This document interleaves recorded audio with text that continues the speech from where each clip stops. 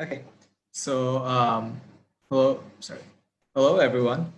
Good morning, and thanks for coming here on the weekend. It's really nice to have all of you. We are here today for a talk by Mr. Nicholas Borroz. He's the founder, as you might know, of Filling Space, uh, which is a which publishes space media, mostly in the form of written journalism, and he will be talking to us about our role in space and in context of all the hype that we know about, as well as the role of government. And we're very excited to have him here today. Uh, Before he starts, and while I think a few others stream in, I will go through just what SEDS Singapore is about. So this has been brought together by SEDS Singapore, and it's it will. Let me just give a brief introduction of what we do, very short one, before handing it over to him. So SEDS stands for Students for the Exploration and Development of Space, Singapore. And I'll just go through, right. I'll just go through a bit about us and what we do. Yeah. So SEDS in itself is a student-run non-profit organization that empowers young people to participate and make an impact in space exploration. I would like to emphasize on the part student-run, as is in the name, obviously, because when it was started by Mr. Peter Diamandis in the 1980s, his vision for it was that he wanted students to be an active force, an active part in the space sort of phenomena that was taking place, and he wanted us to be a active and leading voice in it. And so the vision of this organization is to provide a platform for students of all backgrounds based in Singapore to actively participate in ushering in a new space age. To provide our mission is to provide the opportunities for youth to develop their technical and leadership skills and expand their professional network to make an impact on the space industry. As of today, we have more than 150 active members across two chapters plus the main sort of central SEDS SG, and over many projects. So the chapters that we have, around Earth, there's about 30 and counting different SEDS chapters around the world, and they're all part of the SEDS Earth network. They start from the US and they've expanded around the world, all student run. In Singapore, our constituent chapters are in NUS and NTU, and we have students from other places like SMU and SUTD as well, but they are under the SEDS SG SEDS SG sort of HQ. Yeah. In the different chapters, say for NUS SEDS, we do have some projects like the rover team and the autonomous vehicle teams, and under SEDS NTU, we have several other projects that are going on as well. Some trying to bring in more other elements such as the astrobiology wing and the design and innovation wing. These are all projects, again, which are all student run and often student initiated. And we don't set a mandate that certain projects have to be done. So it's all very student led and very grassroots in that sense. On a national level, under SEDS SG, we have the SEDS Propulsion Lab project and the SEDS Policy Unit project. The SEDS Propulsion Lab is essentially trying to build a student-built rocket and participate in the Spaceport America Cup 2022. Whereas the Space Policy Unit, which I lead, aims to publish policy papers and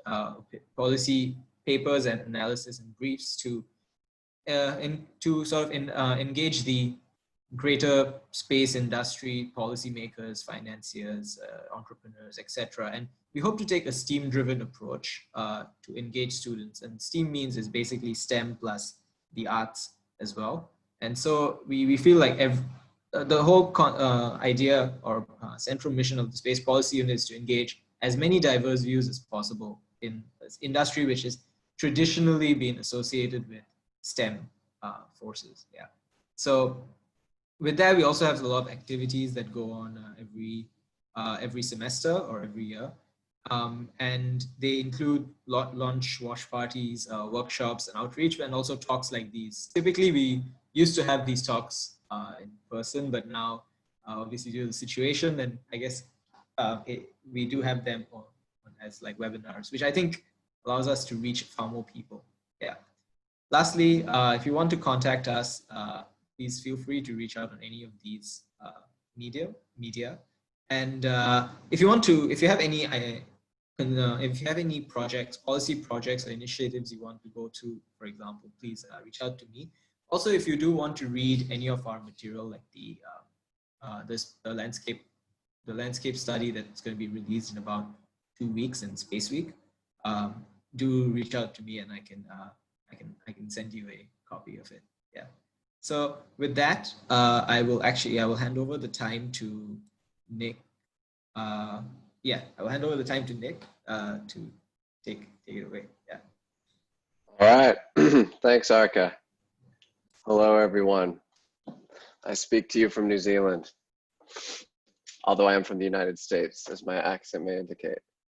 So let's see. Let me get my PowerPoint up here.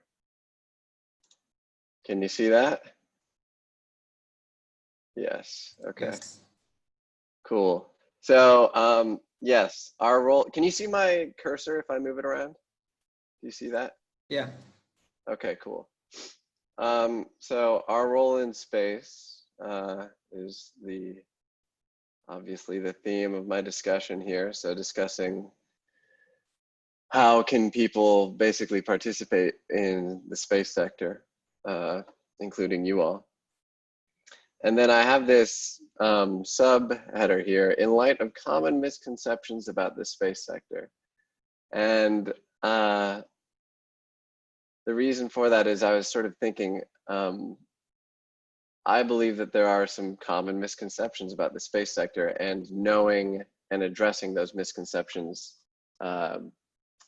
basically helps get a better understanding of how one might be able to participate in the space sector. So, okay, first things first is my personal background. I don't have my name written here, but I guess you guys all probably saw it on the email. I'm Nicholas Borroz. I used to be a business intelligence consultant in Washington, D.C., which meant I helped firms navigate risk as they basically as they invested in emerging markets around the world. And a lot of that was about basically dealing with government regulatory requirements regarding corruption, avoiding corruption. I'm doing a political economy PhD at University of Auckland. So my PhD actually does touch on Singapore. I compare how New Zealand and Singapore support businesses going abroad. So if you are a company from Singapore going to Thailand, how does the Singaporean government help you? I also do space sector consulting. So about 1.5 years ago, I decided, hey, I want to kind of take my consulting experience, but apply it to the space sector because I'm a bit of a space nerd. And at first I was just doing pro bono stuff, but now I am actually doing some substantive paid for projects, which is cool. And I also run Filling Space, which is the 4th bullet there, which is, as Arka mentioned, it's basically a website that we publish weekly interviews with space experts.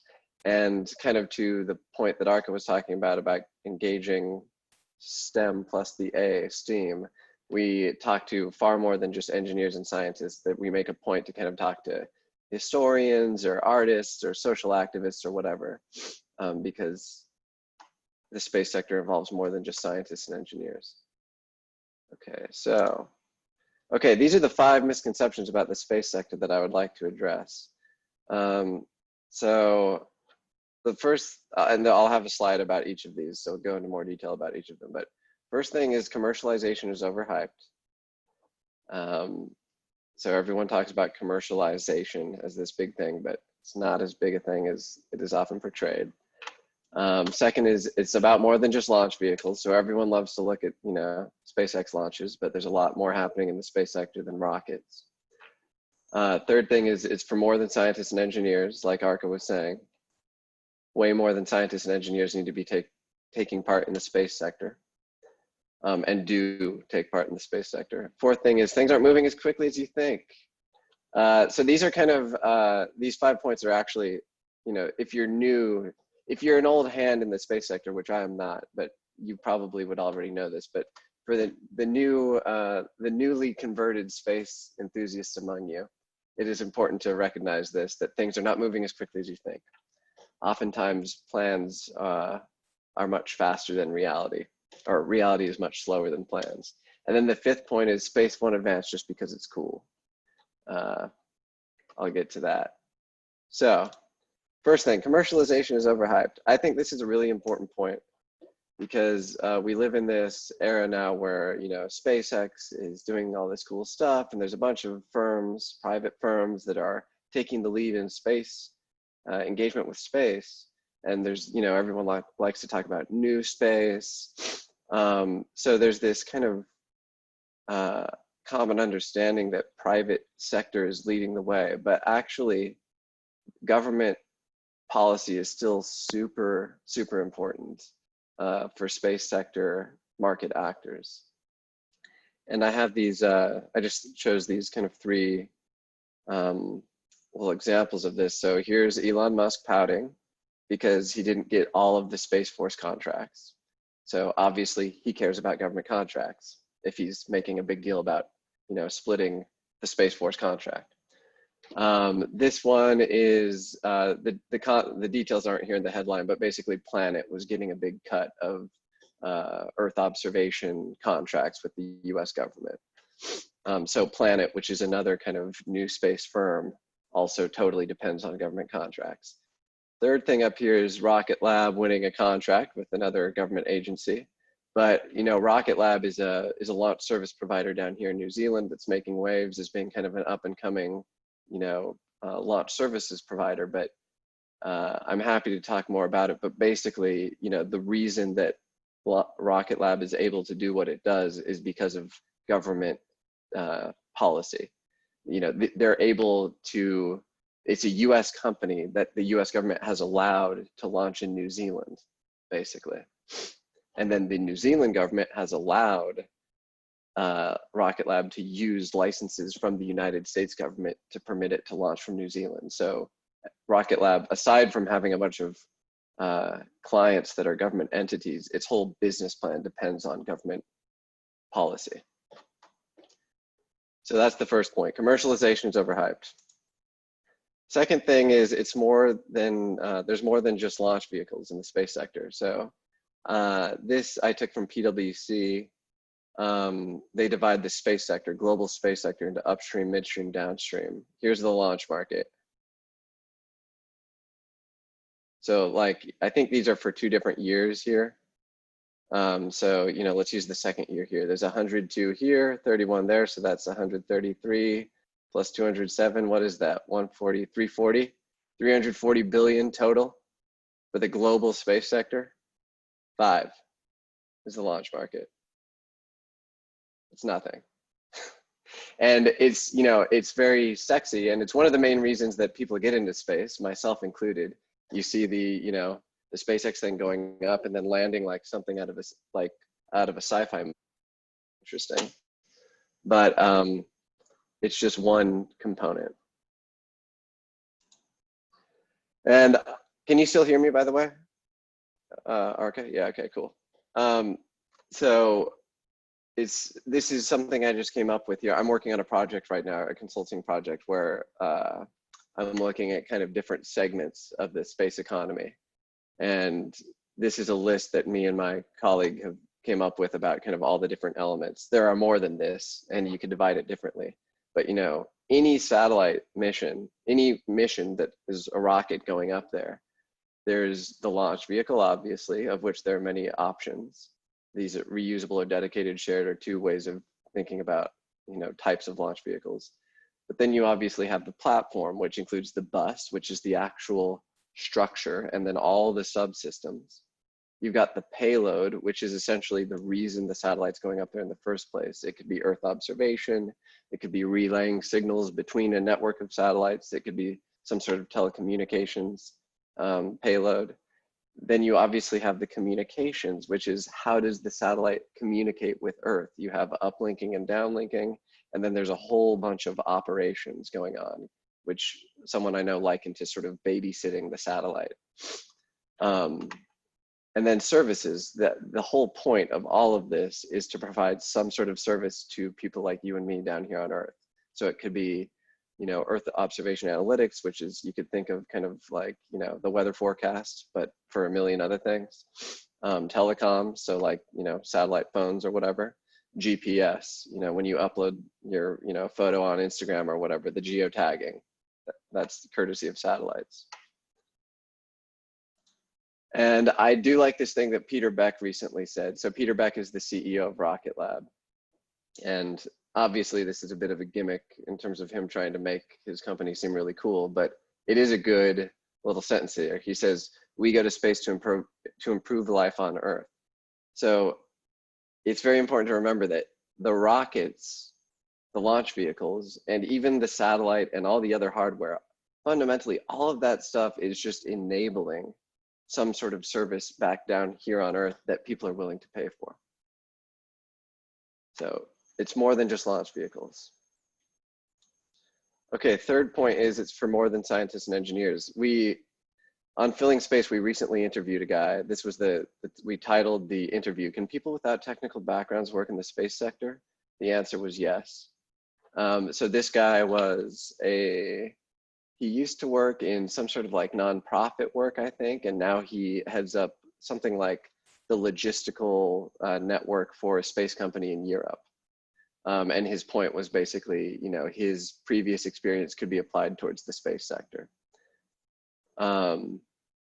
And basically, any skill set that you can think of has a place in the space sector.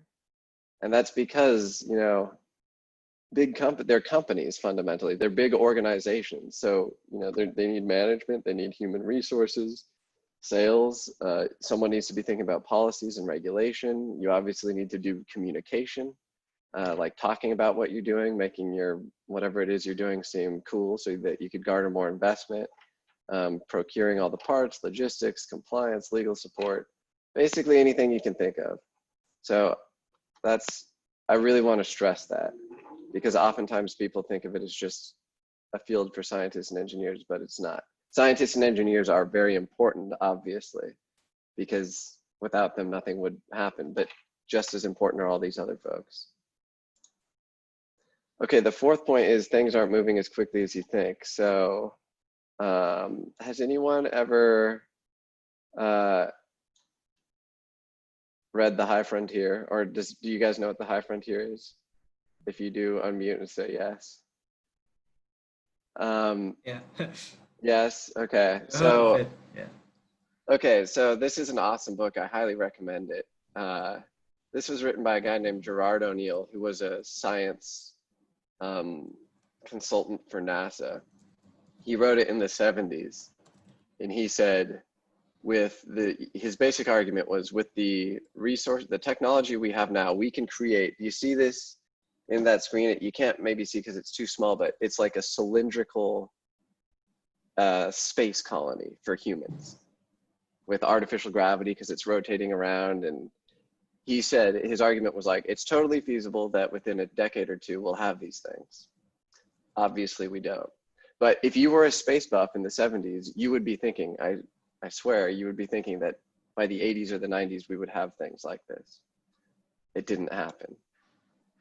A little less sci-fi is this book, Eccentric Orbits, which I've also read and I also recommend, though it's a bit, arguably, it's kind of boring. But the main takeaway is, have you heard of Iridium? I'll just tell you, Iridium is like a satellite telephone. And it was one of the first basically successful ones. And it took forever to make happen. There were these engineers and business people who had the idea, and they wanted to make it happen, but it took years and years and years for them to actually make it a real thing that people were buying. So that's another good example of people are really excited about, oh, satellite phones. Took way longer, but this, unlike the space stations, actually did happen. And then the third thing here is, here's Starship, which if you're a space buff, you probably know that, you know, this is Elon Musk says this thing will be taking us to Mars someday. And it is very exciting, and all the videos showing its development are very cool. But just, this quote I took from the New York Times. In 2016, he said this thing would be taking cargo to Mars in 2022. So in less than 2 years, this thing is, according to his original projection, would be taking stuff to Mars to set up a colony, essentially. That's not going to happen, unfortunately. If you look at the latest videos, they're shooting up a couple 100 meters into the air, this like kind of the bottom third of this thing, they're hopping it. They have not even, left orbit with it. So that's just another example of Martian colonies. Cool. Probably not as soon as you think. Okay, the fifth thing here is space won't advance just because it's cool. So everyone probably knows this photo. It's, the American flag on the moon, and the reason this happened was because they were afraid of this. They were afraid that, the Americans, my government, I guess, before I was born, was afraid that the Soviets were going to get to the moon, and there was the space race. So, but also that space race was, that advanced humanity's engagement with space massively. So in order for space to advance, you need a larger societal interest than that coming from just space buffs. So it's easy in a room with a bunch of people who like space stuff to think that, oh yeah, of course, space will advance, but only when non-space buffs also care about it does it really advance. And so far this societal interest has usually been political, as in this case right here, the US versus the Soviet Union. You could also arguably say this is happening again with China and the United States, who's going to get to the moon first. China put its rover down on the moon, and now the United States is all gung-ho about setting up a space station, orbiting the moon. They just put out a contract for someone to bring back moon dust. So arguably, again, we're getting some sort of space race. In the future, we could get some sort of economic as opposed to politically driven interest. So, if we ever do get to the point of asteroid mining, for instance, that's a lot of money. There might be an advance that happens just because people see the opportunity for making profit, essentially. But so far, it's been political. So yeah, that's the fifth point, is just space will not advance just because it's cool. Just remember that. So what does this all mean for you? To get back to the point of, our role in engaging with space. So these are the 5 sort of takeaways I would say that anyone in the space sector, especially new people in the space sector, should have. So first is have realistic expectations about commercialization. Recognize that government is still really important. It's not just commercial, it's not just private sector actors doing what they want. The governments are still probably the most important entities in the space sector. The second is think about the space sector more holistically. Do not just fall in love with big rockets. Like, there are many other parts of the sector, kind of speaking, different technological areas. Know that you can apply basically any skill set towards working in the space sector. So if you become an accountant, you can work in the space sector. You do not need to become, a radio signal physicist or something. Have realistic expectations about timelines. So, get excited about the Martian colony, but don't stake everything, your life plans around the Martian colony. And then fifth thing is understand that in order for engagement with space to advance, society needs to care. This, I think, for me, this is the most important thing that all people in the space sector should know. If people who are not already interested in space don't care about engaging with the space sector, nothing's going to happen. So you being a space enthusiast, you really want to see space, engagement with space to advance. That's why you're a space, that's by definition, if you're a space enthusiast, you want us to have you want us to be asteroid mining, you want us to have colonies in space, you want us to be becoming a multi-planetary species, all that stuff. I do too. But know that in order for that to happen, non-space nerds need to see value in that. And then I just thought about, okay, so these things that you should know you can operationalize them when you are actually facing a specific, decision that you have to make. So for instance, if you're looking for a job, consider, if you have realistic expectations about commercialization, which essentially means that government matters, consider jobs in the public sector. If you know that the sector's about more than just rockets, think about other sorts of tech jobs. Become a GIS analyst. That's also in the space sector. You can apply any skill set. Think about being an accountant. You have realistic expectations. Don't commit to becoming an asteroid miner. Although I must emphasize, I do think I'm not opposed to you wanting to be an asteroid miner. You should have that as some sort of option but have a plan B, I'm just saying. And then, also understand that larger society must care about engaging with space in order for it to advance. Consider kind of jobs in communication or education or journalism. This is my last slide and then I was thinking about, okay, what if you're, rather than looking for a job, you're deciding what to study? Because I think, a lot of you are students and maybe have still a couple of years left. So, consider studying public policy. Like that is probably, you could very arguably say that public policy is more important than becoming a rocket scientist for engaging with space. Consider studying other technical areas. So like, making sense of like Earth observation data or whatever, as opposed to just becoming a rocket scientist. Consider studying non-tech areas. I would say business is really important. The space sector is very much lacking in people who can figure out how a technological solution actually has value to anyone. So studying business can help with that. Realistic expectations about timelines. Again, do not study to be a Martian colony technician, or at least just have a plan B. And then understand that, if you understand that you need larger societal engagement in order for space to advance, consider studying things like communications or, communications or journalism or something like that. So that's the end of my presentation. So I will open it up to discussion now. And I think we've got like 30 minutes, so we can talk. We do not have to fill up the 30 minutes if it becomes awkward and no one has any questions. But I would prefer to kind of make it back and forth at this point. Maybe I'll start first with one question that was asked during the sign up, which actually quite a few people, two or three people asked, and I think you mentioned it slightly, so maybe it's a good place to start. You mentioned a point that things aren't moving as quickly as you think, and another point to note to that is some things just on a galactic scale take a longer time to do because, for example, you can't just launch to Mars every year. There's every 2 years.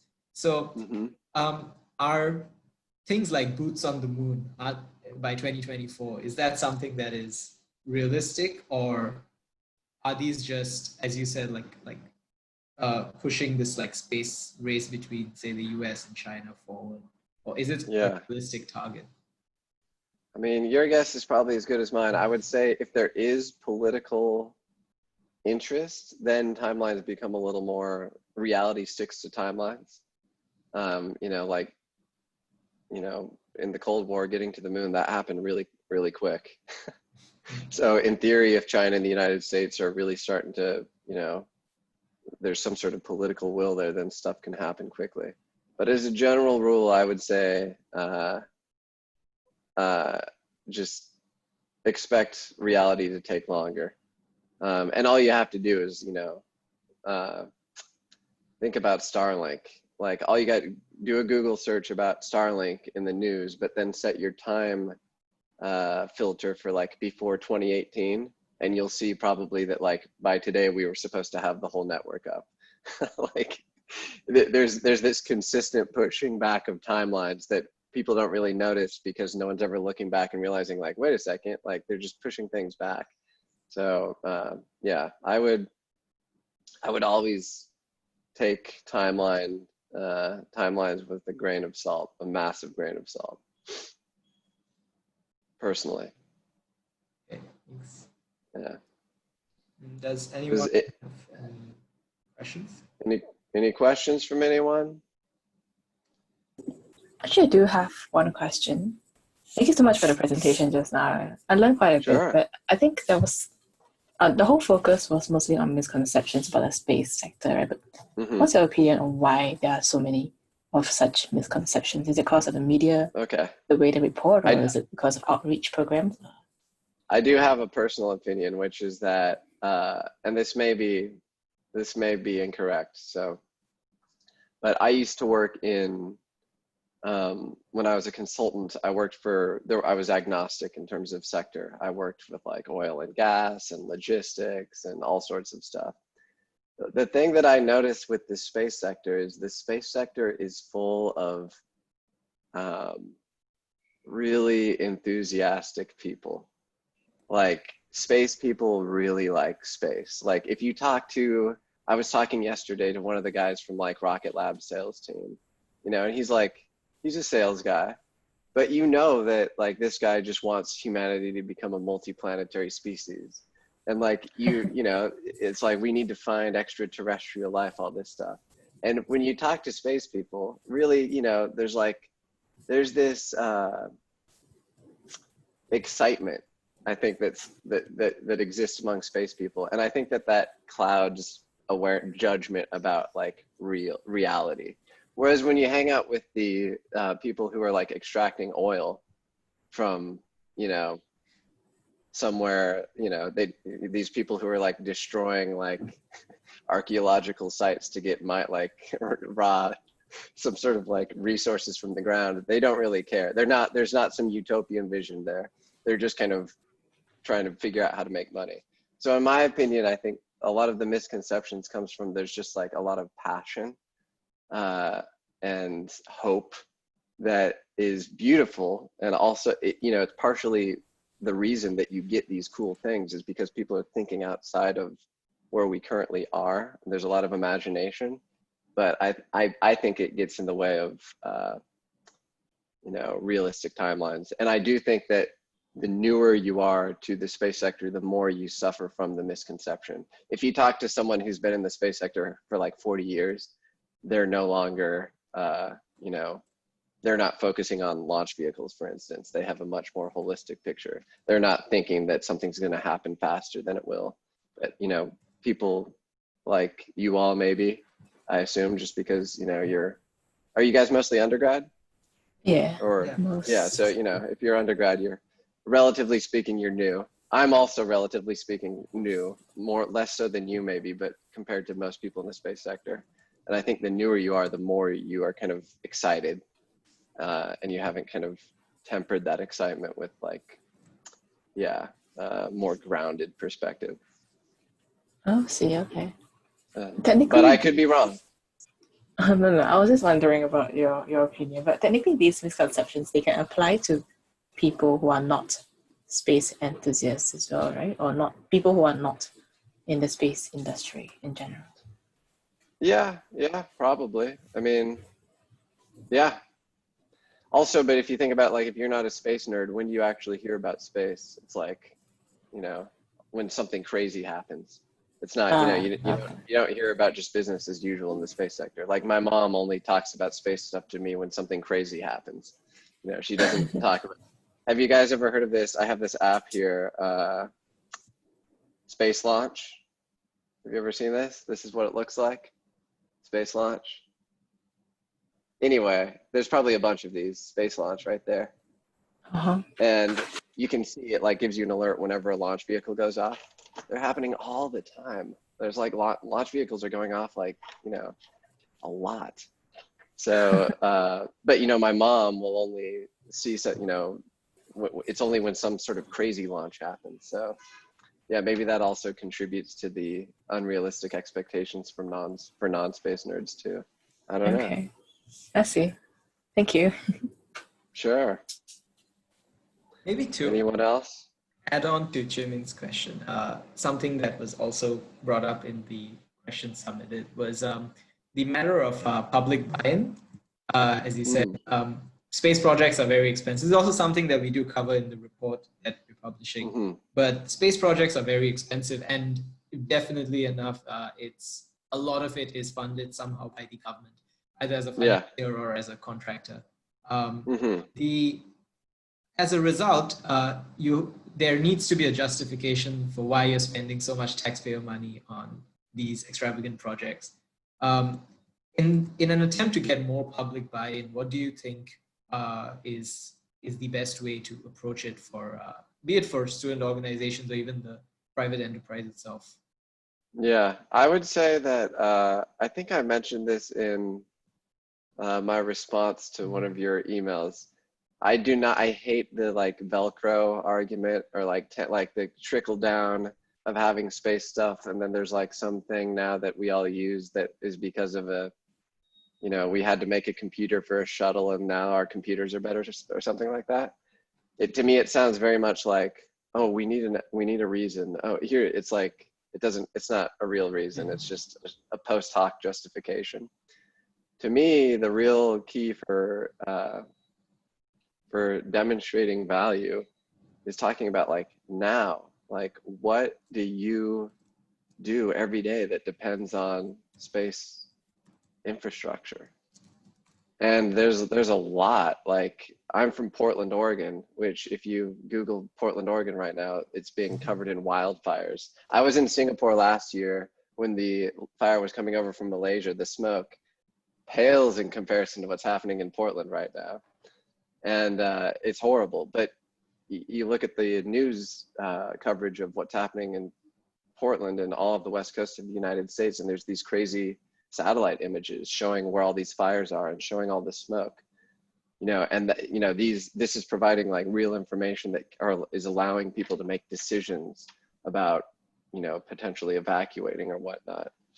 But on a much more mundane level, like you can just talk about like Google Earth, like, just estimate, if you're trying to convince people that space stuff is worth it, be like, okay, how much is Google, how much is being able to see where you are on a map in almost real time? How much is that value? And I think that we're just on the cusp of getting a lot more of these kind of analytics products that help people. So I've worked with companies that, you can use Earth observation imagery, and if it's analyzed in particular ways, then you could tell a farmer basically like to put more water on this part of their crop, otherwise they're going to lose money. And that, I think, is for me that's the real value, is where people don't need to think about the launch vehicle or the satellite or the payload. All they need to know is that they need to see that there's a valuable service. They need to recognize the value, and then they need to recognize that it is due to space infrastructure, in this case like Earth observation. So I don't know, how do you convince people that stuff is worth it? But I think generally it has to be about, there's something valuable that you depend on, which is in turn dependent on space infrastructure. And I really think the analytics products are where it's at. I think the next like 10 years is, if we can get more of those things going, then that will make engagement with space advance sustainably. So yeah, the other fun thing to talk about is like GPS. GPS is obviously really important, and that's space sector stuff. And then there's a million, depending on who you're talking to, that's very useful. So if you're talking to the US military, GPS is worth it, because all of their missiles have GPS receivers on them. And without the GPS, they wouldn't be able to figure out, where their bombs are going. I am not advocating shooting bombs, by the way, I'm just saying. Yeah. All right. You mentioned a point on the military, which I have got a question on as well, but a question that came in the chat was on will there be future developments where ITAR becomes more lenient? And Rocket Lab, the company you mentioned, New Zealand and USA, is a well-known example of having to circumvent or try to go around ITAR by setting up the US. So do you think that ITAR requirements, such as citizenship requirements, for example, would become more lenient as we move forward? It's a guess, but I would guess no. I would guess the United States government, because a lot of my previous work, as I said, when I was a business intelligence consultant, was the US government has rules similar to ITAR, but in a different area of the economy called FCPA, Foreign Corrupt Practices Act, where if you are a company and if you're a company who somehow your finances go through the United States financial system, which is basically true for every company of any size, because all money goes through New York, basically, then you are subject to the jurisdiction of the Department of Justice in the United States, and they will be able to fine you a lot of money if you do something corrupt in a country. And the United States, this is like my own personal interpretation, but the United States government likes to have rules which then it perhaps makes exemptions for as a way of doling out favors rather than giving up its ability to kind of constrain what other actors can do. So I don't know. I would think like the FCPA, which is the anti-corruption stuff I was talking about, I can't imagine the United States saying, oh, let's forget the FCPA. I also cannot imagine it with ITAR. I can imagine more exemptions being made, like is the case, I think, for Rocket Lab. Some exemptions were made. Not only, yes, they became a US company so that they could, you know, get tech in-house that would be, you know, kind of US military grade, but also I'm pretty sure the United States government made an exemption with the New Zealand government so that Rocket Lab could export ITAR stuff to New Zealand. So I think like exemptions, yes, but probably the underlying, you know, kind of rules about, yeah, keeping sensitive tech or dual use tech in the States, probably not. But that's my personal opinion. I could be wrong. All right. Does anyone else have a question? One thing I would like to note on that about the ITAR is, you know, it's obviously a pain in the butt, because if you're like Singaporean and you want to do something in Singapore, and you know, you're constrained because you can't get the tech out of the United States to Singapore unless the United States government lets you. So I do think that we need like more centers of space tech so that the US rules like ITAR don't matter as much. I do think ITAR constrains growth in the sector. There has been in our report, we do mention this slight footnote where, yeah, there has been a study where it showed that ITAR did actually restrain a lot of the satellite providers' growth outside the US, and effectively stop them from being partners with or having customers in China because of that. Yeah. It led to China producing its own grade of ITAR-free products, basically. Yeah, precisely. I mean, yeah, ITAR, if ITAR is kept in place, then you basically are, the United States government is basically incentivizing other centers of tech to emerge, since it's making it a pain in the butt to get access to, you know, the tech in the United States. So yeah, maybe the United States is shooting itself in the foot in the long run. All right. On the note of the military, there was actually one question. Maybe I'll ask that before handing it over to the floor again. So modern rockets evolved from World War II missiles, and today's military invests heavily in space-based assets for reconnaissance, communication, navigation, etc. Yeah. Does that imply that all successful space programs have to have a military application or a military arm involved in it?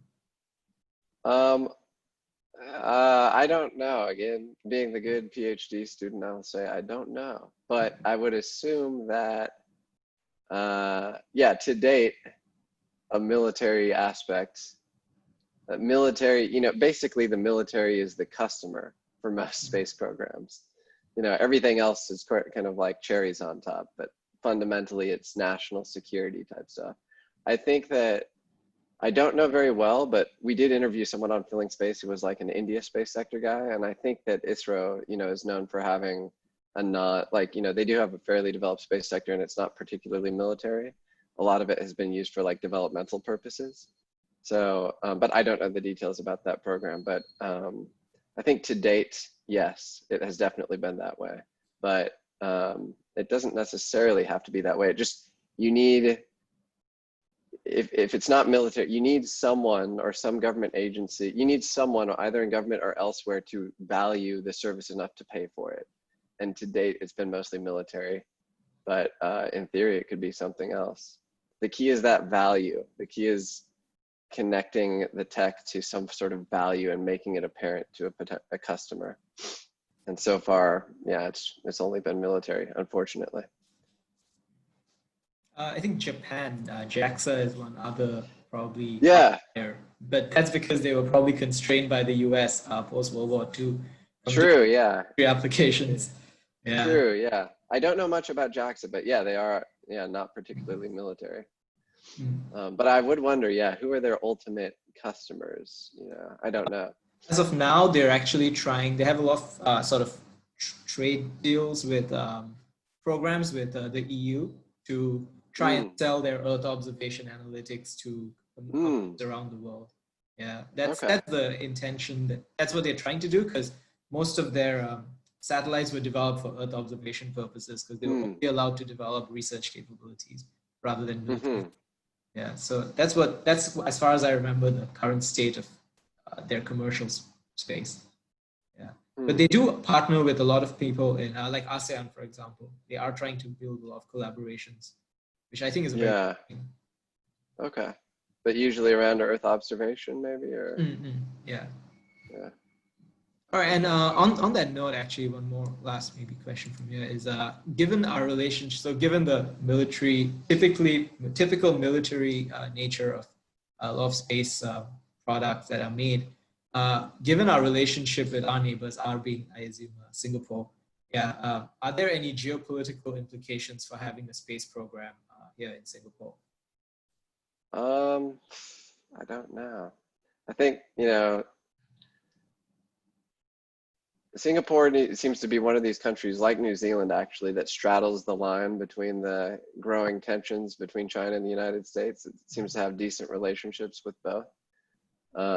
So that might be a niche somehow, is being a, you know, obviously, you know, Chinese government entities will not be launching to space from like Cape Canaveral or something in the United States. And NASA won't be doing anything interesting in China. But yeah, somehow being a third party location where other space powers might be able to, you know, work together in a sort of neutral environment could be nice. But I don't know, yeah. I would think of it that way. Yeah, there's some sort of, you know, leverage the being friends with everyone sort of aspect of Singapore. Does anyone have any questions? No. If not, I think I have one last one, which I was intending to ask as the last question. In your opinion, can a country like Singapore, which has a relatively small population, a transient workforce, and relatively less land space, can it become a major player in the space sector? Yes, but it needs to, I was talking about this in another conversation recently. In order for a space sector to develop to the point of being like a space power, I think you need to have a niche. Like there needs to be a niche. And what is Singapore's niche? I don't know. I think a lot of thought needs to be given to that. What would Singapore's niche be? You know, I'm not sure what it would be. I think a lot from my PhD research about, you know, Singapore, I do understand that Singapore is very right now into kind of like tech 4.0 economy, innovative kind of computing, stuff like that. So maybe the potential niche would be like, you know, analytics. And I know it's not as sexy as being a place where a bunch of vehicles are launching into the sky from, but I think the first step I would think about if you're Singapore is, okay, what are the potential niches? Because when you say space power, most people think rockets, but there's a lot more that you could do besides rockets. And also, you know, yeah, I don't know. You need to think about what are the constraints that Singapore has, what are its advantages, and then you need to think about all the different segments of the space sector, and then try and figure out, okay, which one would work best. But yeah, possibly, I'm a big fan in analytics. I think that's going to be the growth of the space sector.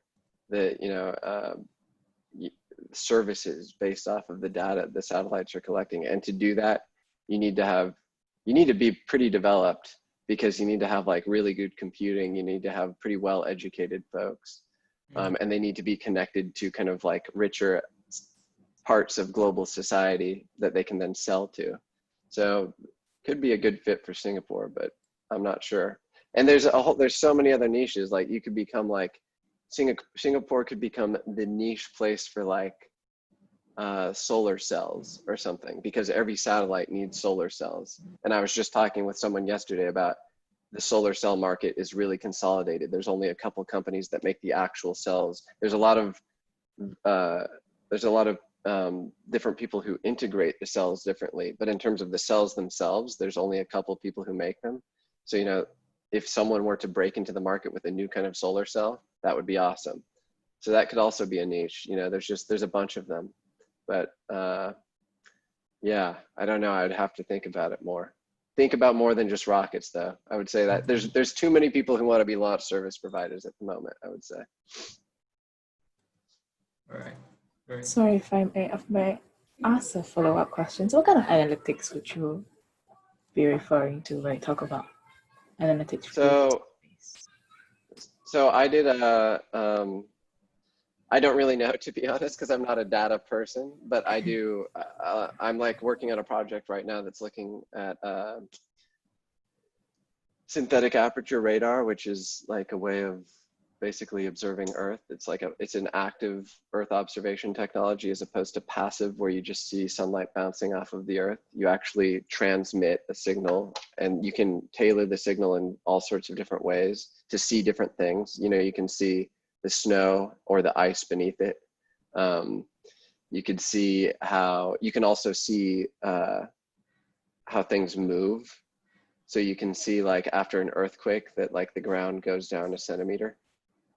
And then, yeah, there's just a bunch of things you can do with that. So like the most obvious with SAR or with optical imagery, you could, probably one of the most developed applications is what I was talking about with agritech.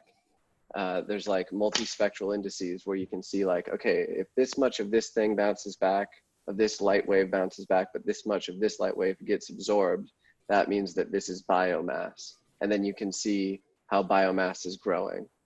And then if you analyze how it's growing over time, then you can say, okay, this place you're gonna have a lot of biomass here, but very little here. There's options for, especially with SAR, you can use it for like maritime surveillance. You can see like where ships are doing things that are illegal potentially.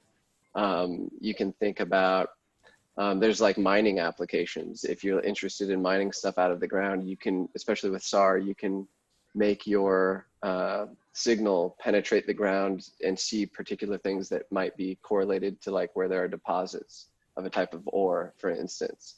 You can do it for city planning. You know, you can see where there's lots of movement with cars, and you can figure out with AI, once you have the images, and then once you analyze the images, you can figure out how can we make traffic flow more efficiently. There's basically an endless number of cases. It's kind of crazy, actually, how many options there are. But yeah, there's a document I can send a link to Arka with that kind of like lists out just like a million potential application areas. But it fundamentally has to do with taking data, turning it into images, and then analyzing how the images are changing and anticipating how they will continue to change, and then taking that analytical takeaway and converting it into an actionable suggestion to a user. You can add to that. You can actually, like for anyone listening, you can actually look up NASA space apps, and it's a challenge that NASA hosts every year, and they held another one for COVID this year as well, where they get students and the public from around the world to actually use satellite data from JAXA, ASA, NASA to come up with such use cases for satellite imagery and hyperspectral imaging. So if you go to their website, NASA Space Apps, you can actually see their past projects that many people from around the world have submitted. And you can see some really cool applications of this space project, space data. Yeah. Yeah, and as far as I can tell, because I'm not a technical person, but I am working with a bunch of these people right now on a project. There's kind of like, you take raw data, which is meaningless, and turn it into images. That's one skill set. And then another skill set is taking images and figuring out how they're changing. And that's more kind of, AI, kind of big data computing to figure out what a trajectory of change is. And then the next step is, according to that anticipated trajectory, turning it into a user-friendly, actionable suggestion. So I don't know, but there's a lot of, I don't know the details, but there's a lot of potential in there. I think it all has to do with basically data. I don't know. Do you know Arka, or? Yeah, it has to do with data. That's actually the easy answer to it. Yeah. Yeah. But even for those from NUS and I'm guessing even NTU, there are some courses in the school itself, like GIS courses and all, as well as image processing courses, which actually do teach these things. Yeah. Yeah, image processing is where you take the raw and turn it into images, right? And then yes. GIS is, what would GIS be? GIS is where you apply that to a map to see how it changes with relation to the map that you already know. So how it changes. Right. Basically. Yeah. Yeah. So overlaying it onto like a. Yeah, it's basically mapping out the image into a real world scenario. Yeah. Yeah. It's really cool. Yeah. Yeah. I think for those of you who are interested, you guys can check out Planet Lab.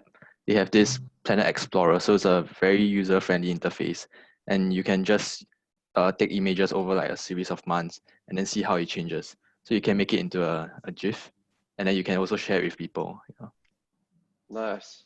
I think one of the reasons why there are so many hackathons related to Earth imaging recently is because like we are getting like terabytes of data every day.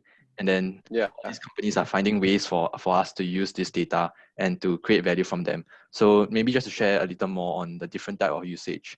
So actually finance people actually take images of the oil tanks, like the ones that you see in Jurong Islands. And then by observing the shadow that's casted on the wall of the tanks, they can determine how much oil there are at every single major oil producing countries all over the world. And then there are other companies who take a look at satellite images of car parks outside Walmart and Costco, and then they can determine whether people are spending much more money, and then it helps them predict like economic performance.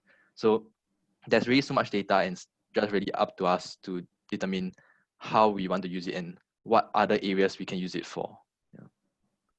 Yeah, the trick I think in this current project, I was talking to someone who was like saying, it's almost not useful to think about potential use cases. It's more useful to think about, okay, talk to anyone who has a problem.